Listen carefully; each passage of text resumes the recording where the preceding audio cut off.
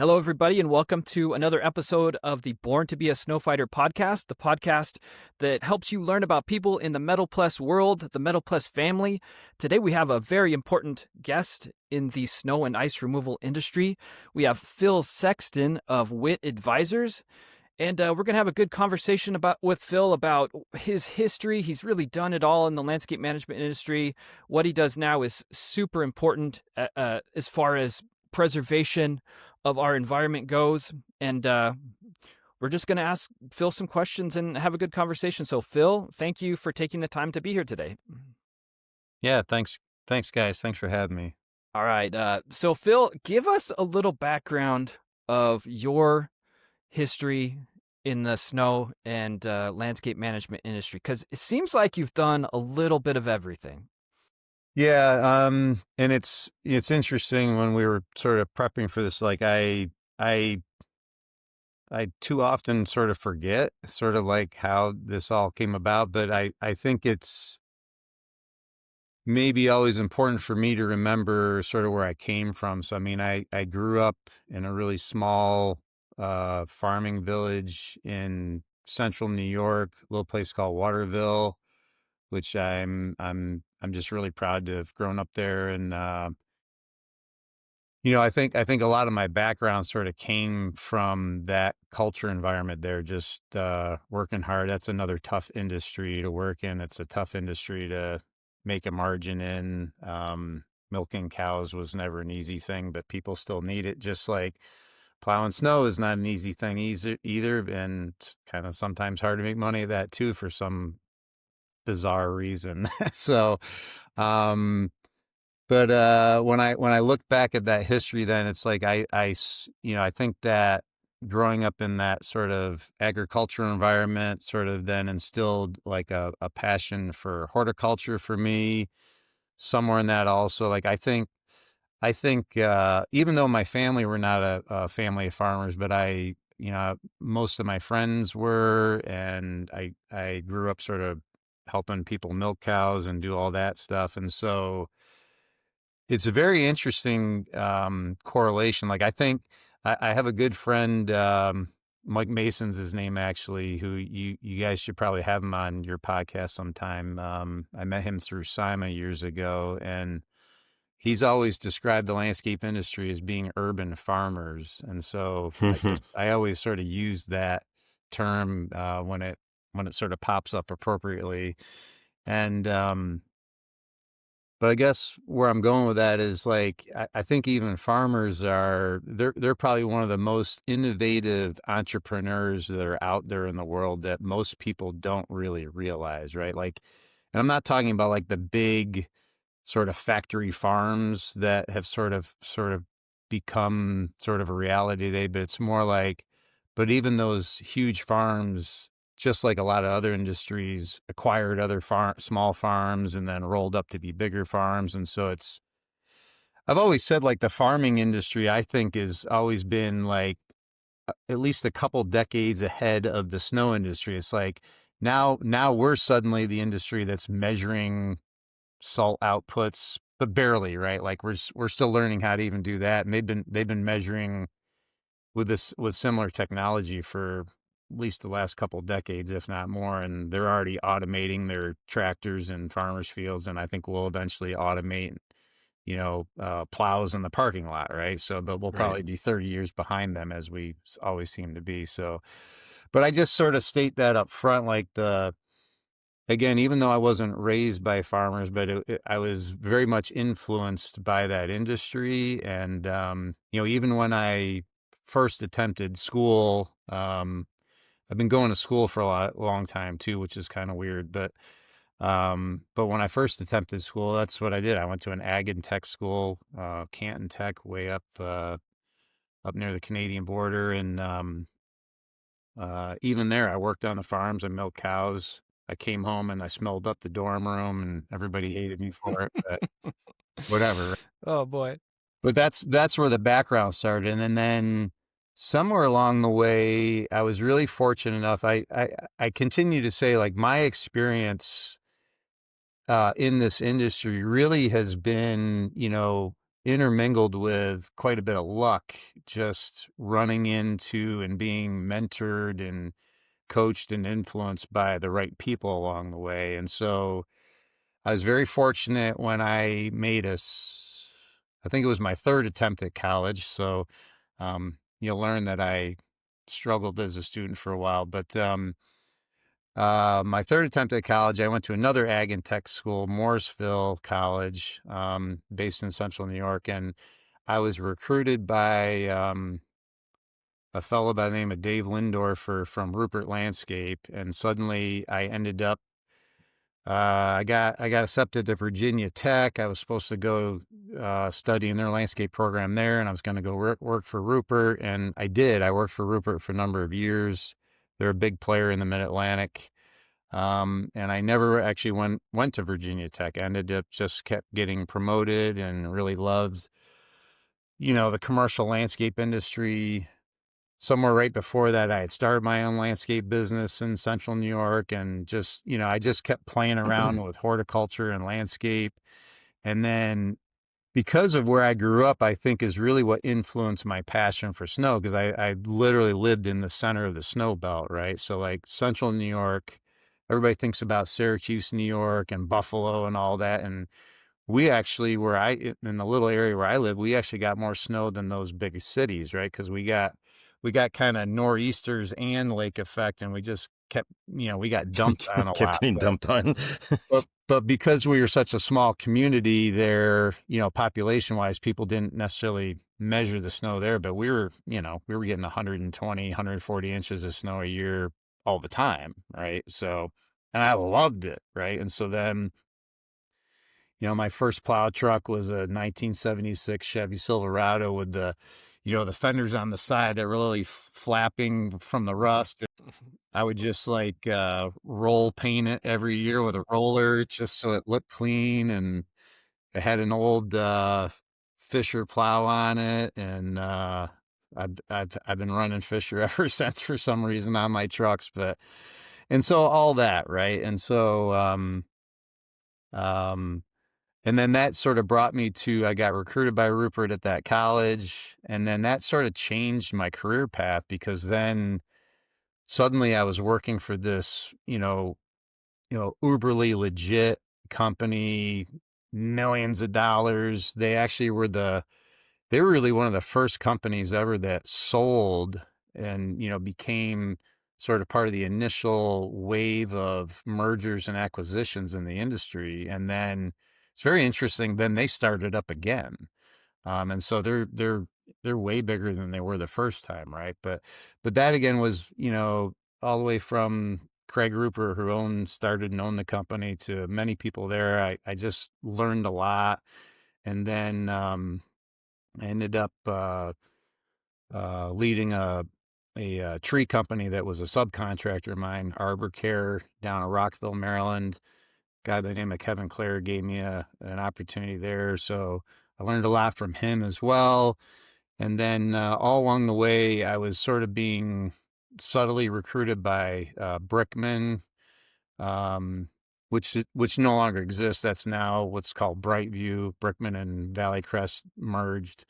But I ended up agreeing to take an opportunity with it, because that brought my family back to upstate New York. So they needed someone to sort of start up that whole Northeast area. And so I took that on as I thought it was going to be a 2-year challenge that at least get me back home. And then I ended up there for 11 years and became one of the managing partners. And some of us got equity in the company, and, we were quote unquote owners of the business. And, I just learned a tremendous amount there as well. So it's kind of like going to school and getting paid. Right. And so that's where a lot of my foundational background comes from. And then somewhere in the history of all that, the culture change. I wouldn't say there was a problem necessarily. It was a time to make a change. And that's when, right around the same time, I sort of became highly passionate and aware of, gosh, for this green industry, both landscape and snow, we sure create a lot of problems, like, with Mhm. pesticides and fertilizers and road salt, and it's like we're actually a big contributor to water pollution, and in a lot of ways, not necessarily knowing or realizing it, right? And so I um I got I got super frustrated in my career, got a bit burned out, decided to leave that business and that partnership. So I kind of sold off my shares in that. And essentially did not have a plan and just said, you know what, I'm cooked, I'm frustrated, I need a change. And so I left. And then I was real lucky again, because then actually quite a few competitors that, once they had learned I left, asked would I come work with them, be their vice president of ops or run the company or whatever. And I just decided, two things. One, I didn't want to uproot my family again. And two, um, I really wasn't super excited about the idea of being an employee again. And so I just, when I made that decision, again, luckily, one man in particular gave me a chance that I had not realized where it was going to take me. But a guy by the name of Bruce Moore Sr. with Eastern Land Management said, well, if you don't want to come work here, would you consult? And I said, gosh, I've never considered that. And so we tried it out, and that was about 14 years ago. And I'm proud to say I still work with that company today. So it's kind of like, I think I'm like the second or third longest standing person in the company there, besides the owners. And I work very closely with Bruce Moore Jr. there now, who purchased the company from his father. And anyway, that was the start of it. And then really what that's inspired is uh sort of enabling a better way for the industry, right? And then very quickly along with that, the whole road salt thing started popping up, and I was already tuned into it, already trying to study it. I actually decided to go back to school a couple times, and my graduate work's in sustainability, environmental management. I've written a thesis on this whole salt use issue, and that sort of just brings us up to where we are today, really. But that's really sort of the backstory is, I guess. So that's like 30 plus years that I'm trying to give to you, and I don't know how long that just took, but a little bit. Not long. Yeah, Well, it's definitely a unique background because you jumped into, well, you said, luck had something to do with it, but most of our listeners and most of the snow industry is made up, or the snow and landscape industry is made up of small companies, but you right away you had exposure to these large organizations and were able to see the inner workings of it and get exposure that way, which probably taught you a lot about people management, about managing employees, about managing everything in a large business. So that's pretty unique. Yeah, well, it and let's not skip this. When you went back to school, like your graduate research, and I've seen this on the WIT Advisors website. You did your thesis at Harvard, right? I did. Yeah, which again, I I I feel as though I was really lucky there too, because that all sort of happened a little bit by accident as well. And that um, I I was I was trying to study independently, sort of during the last 6 months of my career at Brickman, and then after I left, like I was getting very passionate about sustainable. What the heck was it called? Time, but it was basically principles of landscape management and design, sustainable landscape management and design. And as I was kind of reading books and looking for things up online, this program at Harvard, this sustainability environmental management program, kept popping up.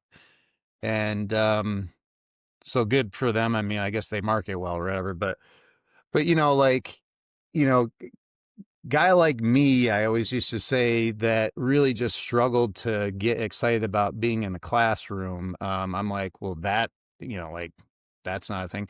But what happened was there was a class that was offered by Harvard that anybody could take. So I said, okay, I'm going to sign up for it. And then this guy, Bob Pajasic, I always give credit for, he's not a lot of the folks that are instructors there in this particular program are not like, most of them are not typical lifetime professors. They're more professionals that come in an adjunct. So they're like, you know, people with practical knowledge, particularly that also run businesses, um, that just happen to also get paid for, give their time to teach some of this. So I give Bob Pajas a lot of credit because he paid attention to what I was trying to learn, and he just asked me a lot of questions like, "So what do you're like? What are you here for? You're like, why was this class interesting to you?" Um, and he basically pulled me aside. It's like, I think you should, he goes, "You're the type of person that should be a candidate for this graduate program here." It's a master's program, right? And I said, "Gee, I need to tell you a little bit about me." I'm like, "There's no way in hell I'm getting into Harvard." Yeah. He goes, "I Oh wouldn't man. be so sure." He goes, "Because there's a different way you get in here." He goes, you actually have to ace these three classes. You have to actually do Harvard work to prove that you can do Harvard work." I'm like, so I thought about it and I took him up on the challenge, and then lo and behold, I got in, and then that's where I got lucky again. Then I ran into a couple other really amazing mentors, including this guy, Mark Layton, who, I'm still engaged with today. He's very good at still engaging with me. And that is really, fast forwarding, I learned so much there so quickly, and it taught me, including what the heck to do with this business of mine that I started, that I didn't really have a clear direction about its true purpose. And so that few years of study, along with trying to still make a living, so it was not the easiest thing for me to do.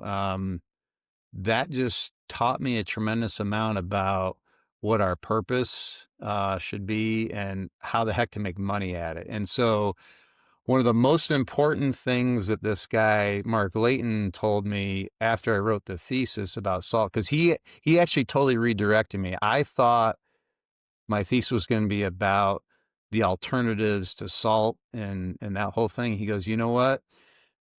There's so much knowledge, practical knowledge and experience you have about what the actual issue is. You may be the only person that can truly write about it and let people understand what the issue is first and what drives it."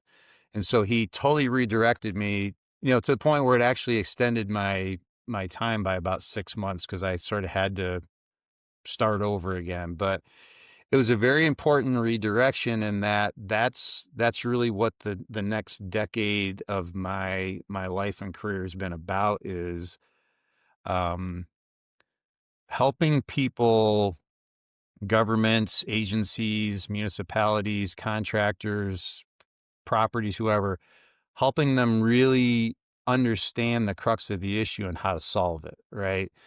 And so, and that's really where my partnership with Metal Pless, quite frankly, started, because I became friends with Paul Vanderzon, who was with you guys for years, as a rep.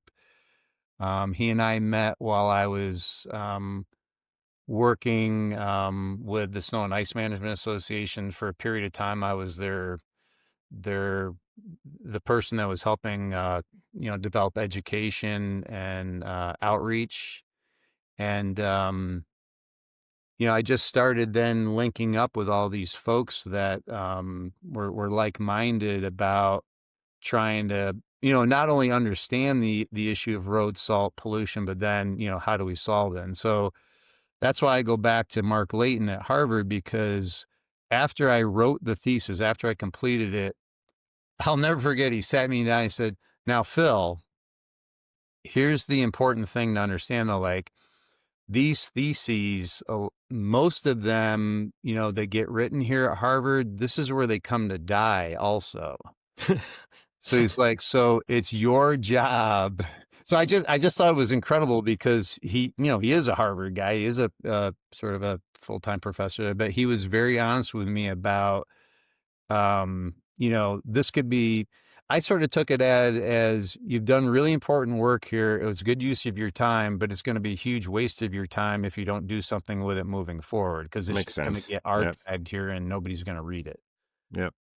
And I'm like, huh, holy shit. So really that thesis was the genesis. It was really the foundation of knowledge and the genesis of what today is the Sustainable Winter Management Standards, or SWIM standards, which we then created a whole program, a systematic, programmatic way of approaching winter maintenance or winter management, and a way to monetize it, quite frankly.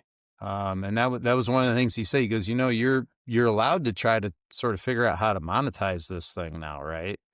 And so that's exactly what I did with it. And so it was a very important experience that, man, if you told me the year before that, starting that, I would have said you were completely insane. Right. So, but you just never know when a door opens, what happens when you go in it. Right. Phil, back up a little bit. I mean, that's a great background story, and you keep talking about luck. I don't think it's luck. I think it was meant to happen. Talk a little bit about, you called it the problem. Yeah. Talk about the problem, and then let's get into what you're doing to help resolve the problem. Well, okay. And it's good time, because I literally just had a dinner meeting last night with some folks that were working with to help solve the problem in New York State. So I quick little background too, because of my knowledge and experience, I was fortunate to be, I was both fortunate and also was very frustrating at time, but I was appointed by our governor in New York to sit on a salt reduction task force. And so I spent, 3-year period of time, on and off with that, to come out with a really a comprehensive report on, here's the problem, here's the, suggested solutions. So the problem is this: the problem with road salt is, it's road salt typically is sodium chloride, NaCl. There's also mag chloride, which is MgCl2. There's calcium chloride, MgCl2, or I mean CaCl2. It's the chloride primarily in those salts. It's the chloride anion in those salts is a pollutant to fresh watersheds, whether it's groundwater, surface waters, you name it, lakes, streams, ponds. That, unlike any other pollutant, does not biodegrade. It does not dilute. So the solution to pollution in this case is not dilution. It generally accumulates in water bodies. So because it's heavier than water, it will sit at the bottom of a watershed and it will accumulate over time. And so a lot of these chlorides have been accurately and consistently measured scientifically since, well, really the 60s, but really started paying attention to it in the 80s. And then suddenly there was this dramatic increase in accumulated chloride levels in these watersheds, kind of anywhere that it's been measured. And so where it's gotten a real attention is, it's now influencing and affecting drinking water.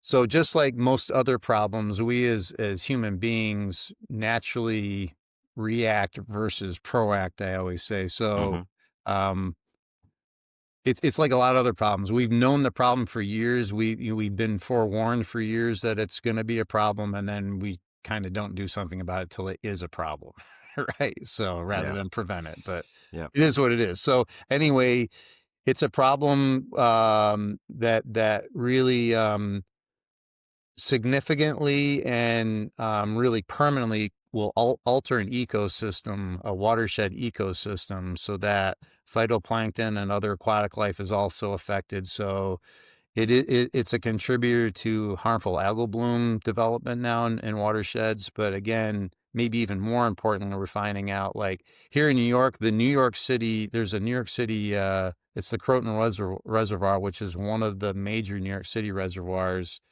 Um, the New York Department of Environmental Protection has proclaimed that if something isn't started to solve the accumulated chlorides in that watershed, it's going to be a big problem by 2050. So that's only 25 years from now, right? And so, and it's so interesting because I was invited to a roundtable discussion on this by the New York legislature a couple weeks ago, and that came up, but it still doesn't seem to be serious enough of a problem yet that people will react to even more proactively. But anyway, it is what it is. So the problem is road salt pollution. The primary contributor to that is the chlorides in it. And then what's also interesting about this problem is it is a recognized pollutant by the Environmental Protection Agency here in the States, right? That is also allowable to use. But what's interesting is really almost if not entirely unregulated. Okay.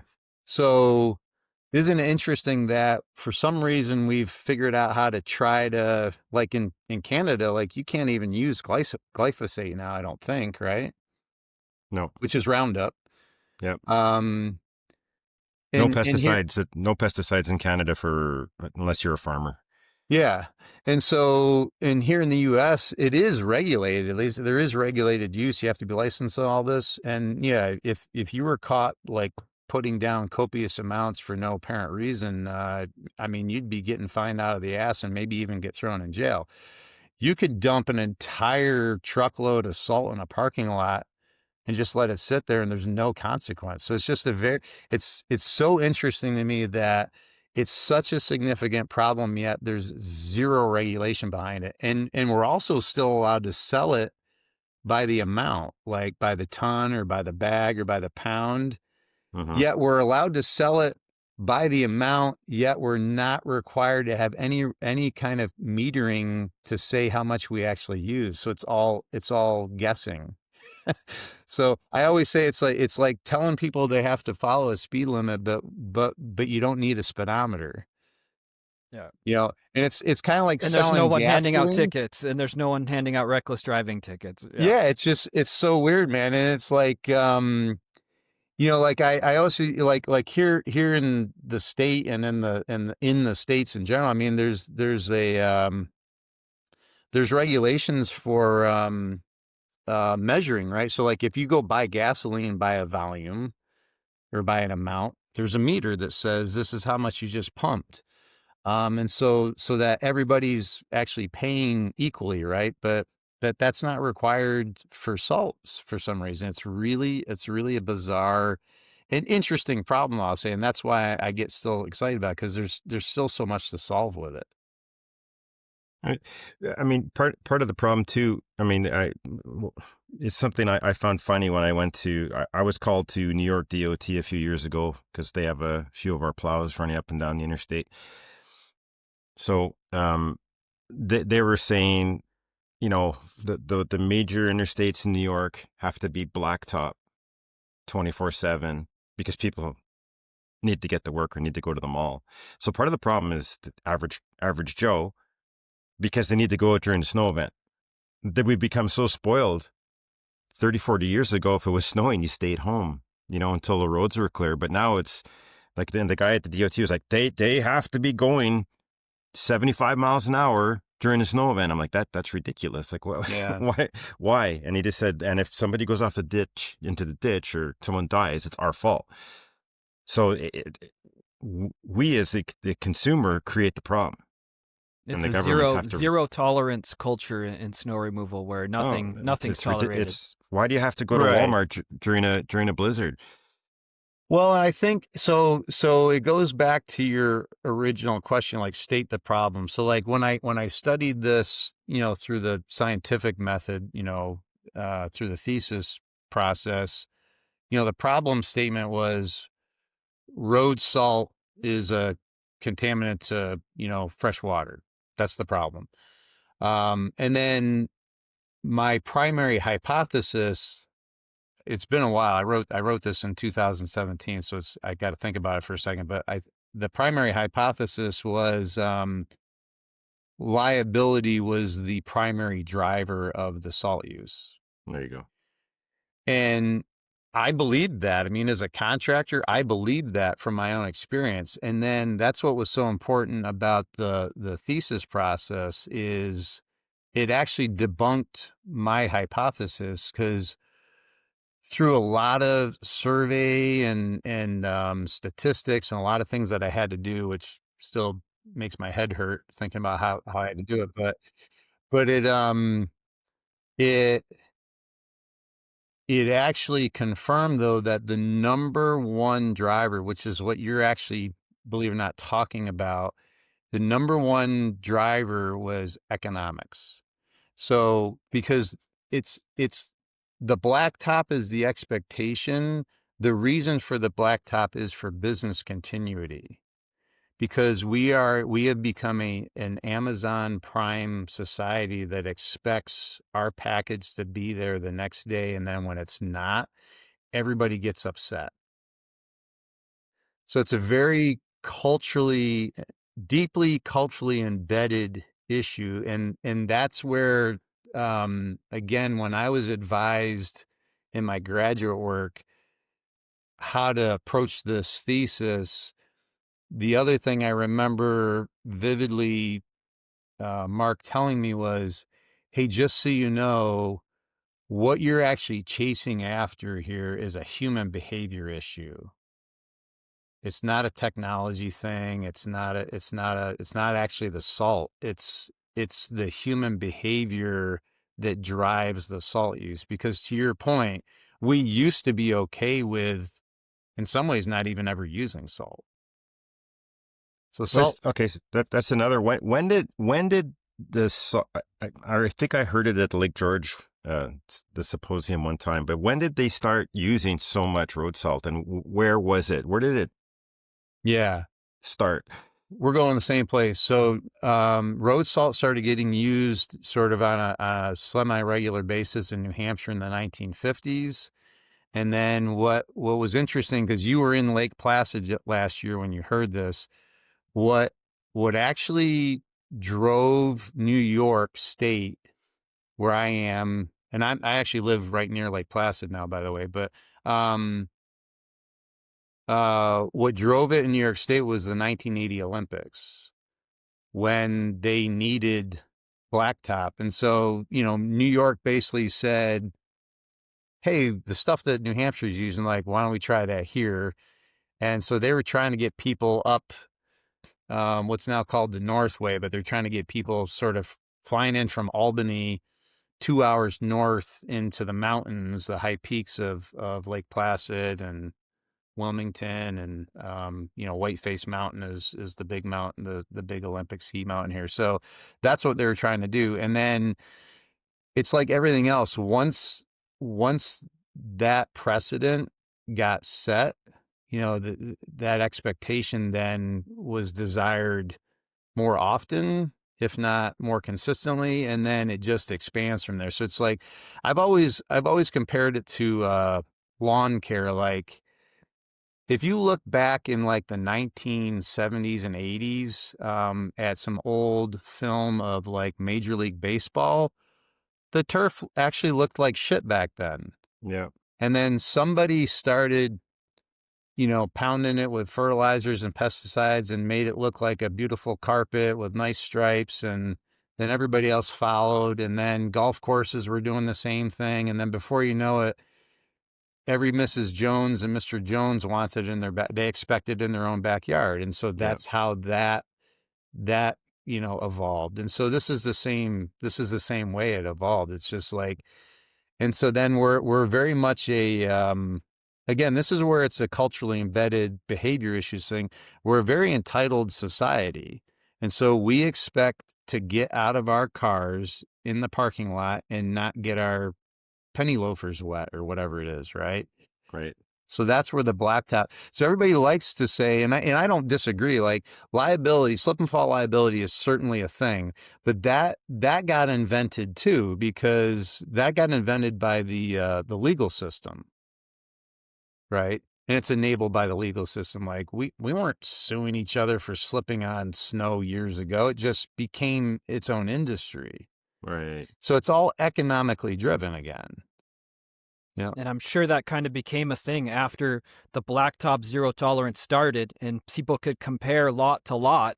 Now that people were getting it perfectly clean compared to the next business, that's when it clicked in lawyers' heads to going, they're not doing something they should be doing. And Right. the problem was created right then and there. So that, man, Amen. And then that expectation, as a contractor, I learned years ago about client expectation creep is what we used to call it. So like, this is what I expect today, but then tomorrow I expect more for the same dollar or maybe even less. And then I expect more for the same dollar or maybe even less. And so then this whole less is more sort of philosophy came into play, and salt essentially became an efficiency tool. That, when you're also getting paid by the amount for it, it's like there's no incentive to use less. And so that's where even last night in this dinner meeting, we're talking about what the next line of legislation is going to be. And I keep saying, I think time and material contracts, paying for salt, time and material, I think it should be outlawed. yeah, It we shouldn't hear be that. allowed. That's something that we see at trade shows all the time, because people will walk up to us, and we're seeing people from all walks of life, contractors from all over the country, all over Canada too, is they come up and go, Metal Pless, I can't use one. And I go, oh, tell me why not? And they say, well, I get paid I make my money spreading salt. If I use a live edge blade, I'm spreading way less salt, and and I don't have a reaction to that other than, that's a sad way to look at things. And sorry, environment, or sorry, future children. That's something on the plow side. We actually have people literally tell us we can't use your plows because they work too good. Yeah. Yeah. And they either get paid by the push, so they're using buckets still because they want to put as many loaders on the lot as they can. Yeah, more inputs is better. Whereas like the study you did, take into account all the inputs and looked at the true environmental fact of it. I guess that's sad for me to think about, and it's all clicking now. The Miracle on Ice, the 1980 Olympics in Lake Placid, they're to blame for the beginning of the salt craze. Like, A little bit, yeah. never should have happened. Yeah. Oh man. Well, they certainly were a trigger, right? It was definitely a trigger for sure. Yeah. But it does make sense. That 80s period in the United States, looking back, I was just a little guy, but my family was involved in the lawn care industry. Salt and it worked hand in hand with lawn fertilizer. There were companies spreading lawn fertilizer like crazy, and they're popping up, spraying all day long. And same environmental problem. You do that too much to a lawn, it's not natural. Just like a golf course that has to replace the greens every 5 seasons, it's not sustainable. Let's get into this though. So there are there are economic factors driving this that seem like the government, whoever, consultants, people are going to have to deal with.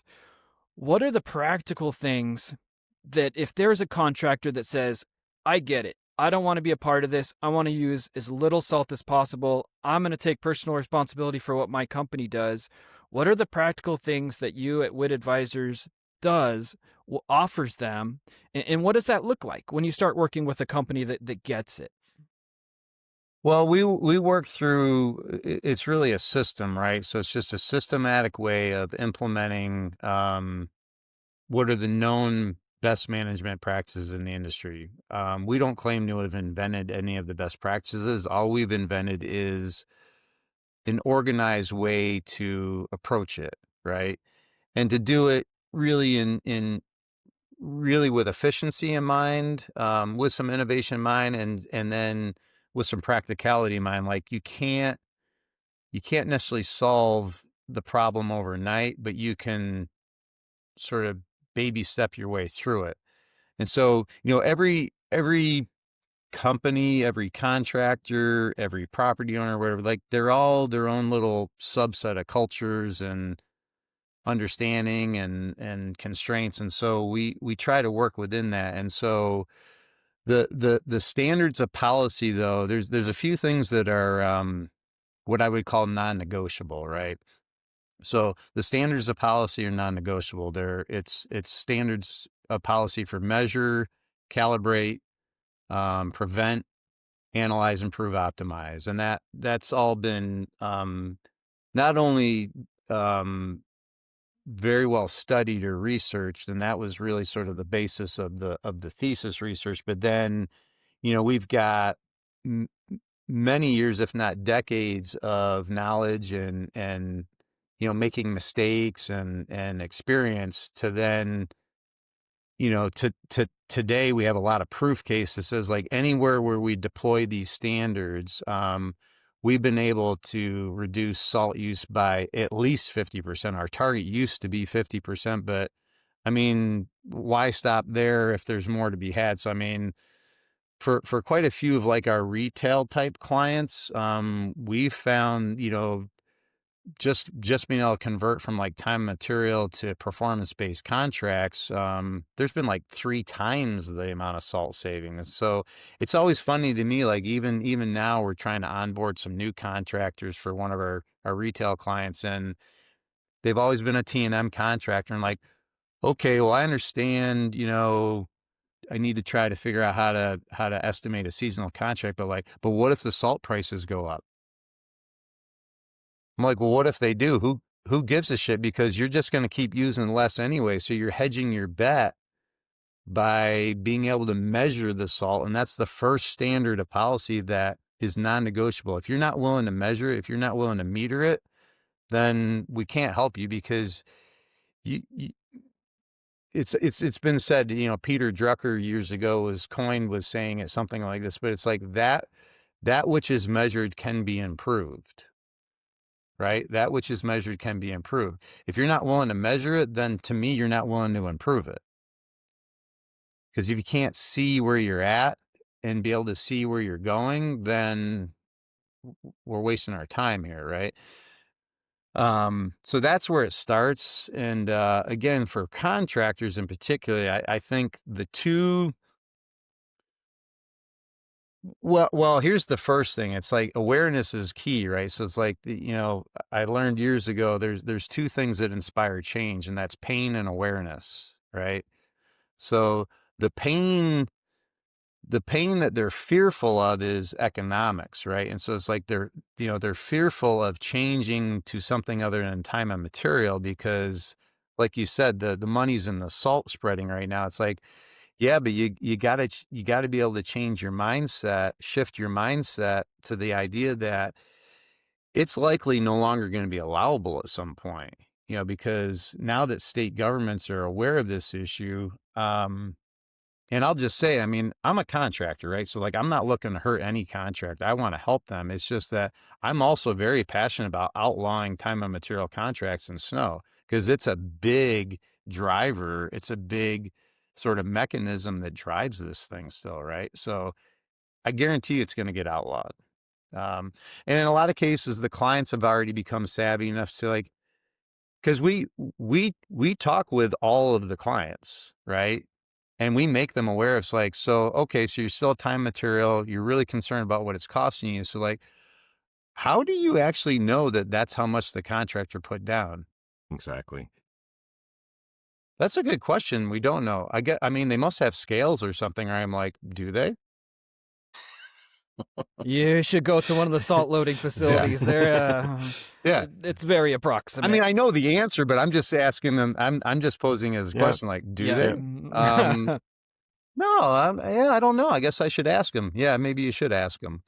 But it's like, yeah, so it's like, it's silly that, and this is the thing. I think this whole salt thing is going to be very helpful for our industry, because we're still looked upon, particularly by clients, as like a bunch of cowboys that kind of don't know what we're doing sometimes.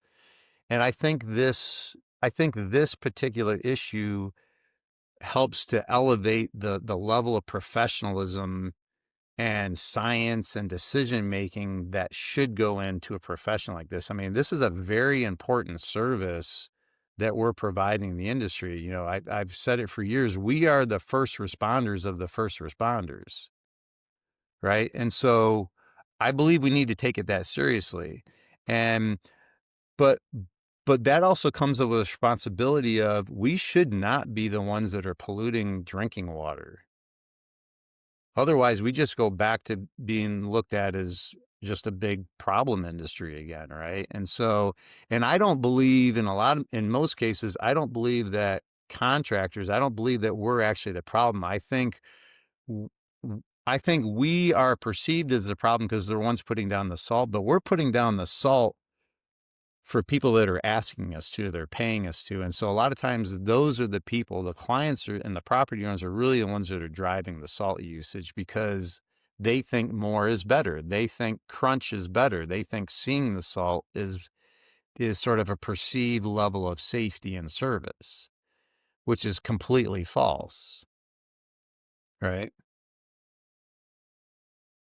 Yeah, this is seems like a really a really tricky problem. Bob, Yeah. I'm thinking of marketing of time and to ban time and materials. I think we got some potential marketing there, because Metal Pless is the opposite of time and materials. It's how do you do the most amount of work with the least amount of input, and the Metal Pless plow is that solution. And yeah, people just have to be willing to move away from the time and materials, and that's the conversation that we have that finishes off the I want to spread more salt is, well, then did you know that a wing plow, this is the other conversation, there, a wing plow can replace this machine and this machine and this operator and this operator and this plow, you know, It's three an machines can efficiency become tool, one. bar Then they go, none. well, Yeah. I also don't want to do that because I get paid per machine. So there has to be a shift in the industry of looking at reducing the overall amount of inputs. And if there's one thing that everybody can agree on, which is what I like about the salt problem, if there's anything to like about it, is no matter how you feel about the environment, global warming, whatever, all that stuff that we see or don't see up in the air, and we have our theories or whatever, we can look at the water and go, the salt is bad. We see this is bad. Like, there's no denying it. There's no theories, there's no, conspiracy theorying it away.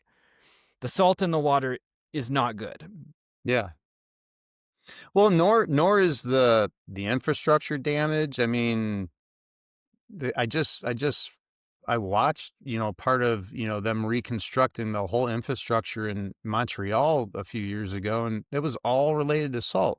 Billions of dollars, Hmm. all related to, just corroding bridges and overpasses and that whole thing. Like, And just they're that. still laying down mountains of salt here. It's Nick came to visit last December, and we were walking through the Walmart parking lot, and it was like crunch, crunch, crunch, crunch. Yeah. And Nick goes, "There's so much salt. You Canadians, you're all about innovation and snow removal, but Yeah. you haven't figured My out the gosh, icing." how much can we melt? How much can we melt? How much can we burn off?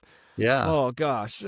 So it's bizarre, but incredible. there's that, I was just in a meeting this morning with another state DOT that we work with, and we've sort of helped create a small proof case that they just need to simply scale. But they could easily cut their salt use by half from what we've been able to study there, and it's worth multiple millions of dollars, right? And yet they struggle as a bureaucracy to even envision how to make that shift.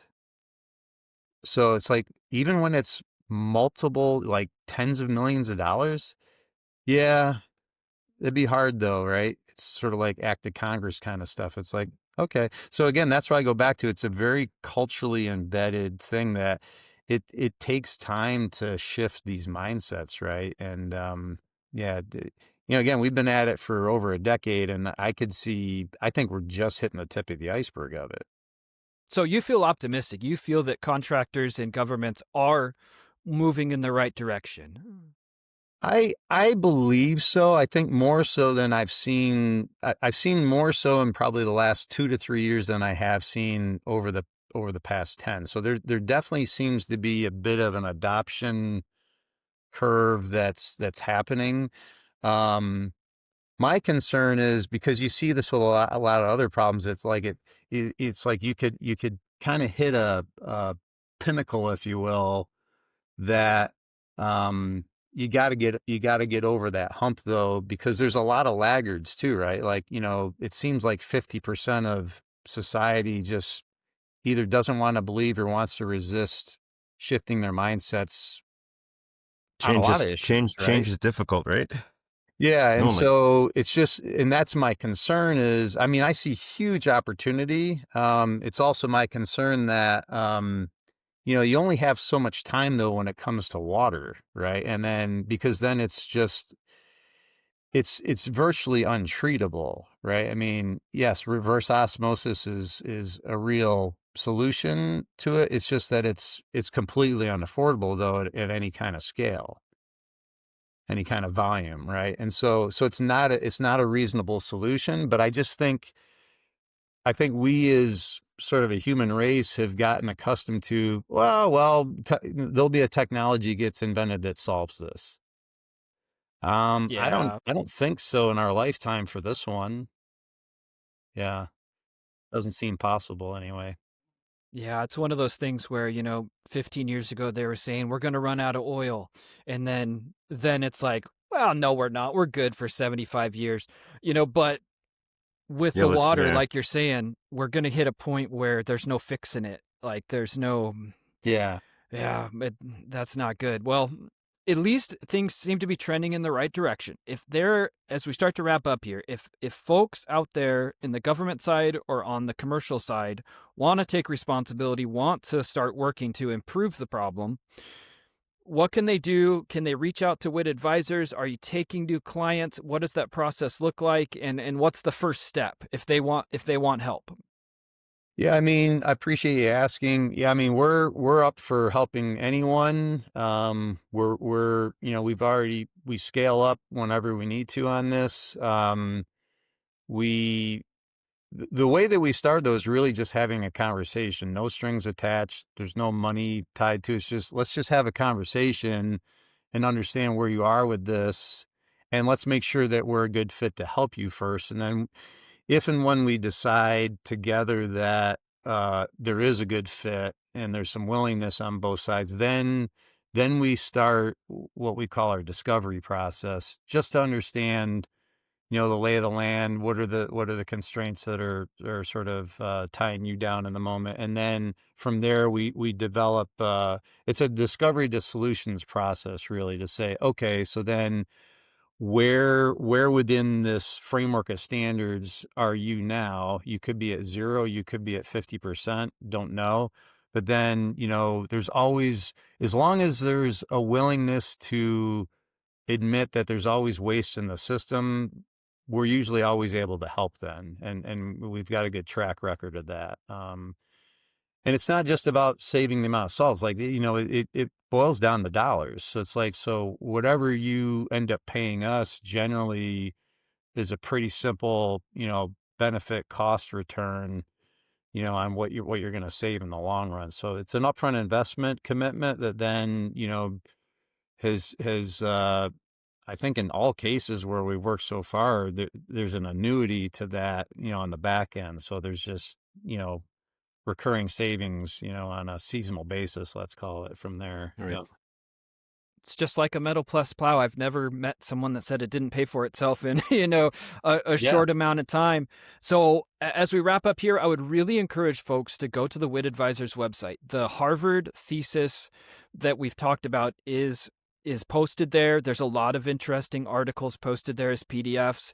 And people do ask us, customers ask us that are Metal Pless customers. If you're a Metal Pless customer that wants to, they ask, how do I tell my clients I'm moving away from time and materials? Start by looking at some of these studies that Phil and articles Phil has written. If you want to educate yourself, step one is to, when you're talking to potential accounts, use some of this knowledge. There's a lot of good stuff in that Harvard study, that Harvard thesis, that you can sound educated and educate yourself so that when you do approach contracts with this new alternative to time and materials, spending a half an hour looking at that stuff will help you a lot. So reach out to WIT Advisors. We'll put links in the show notes of all the stuff we've talked about. And we just like to thank Phil for being here and talking to us today. Again, Phil, we'll have to get you back because I don't think we've even scratched the surface with you yet. So this is the issue that we're facing as an industry. We're all pushing snow and we're all trying to make money, but there's a bigger opportunity here. Amen. Yep. We'll have you on again, Phil. Thanks again. And this has been another episode of the Born to be a Snowfighter podcast. Thanks to Phil. Thanks to WIT Advisors. And for Bob, I'd just like to say thank you for listening. And we'll see you in the next one. Yeah. Thanks for having me, fellows. And thanks to the snow fighters. You know, it's a very important job that you're playing a role in. So thanks for being heroes out there at 2:00 in the morning. Awesome. Thanks, Phil.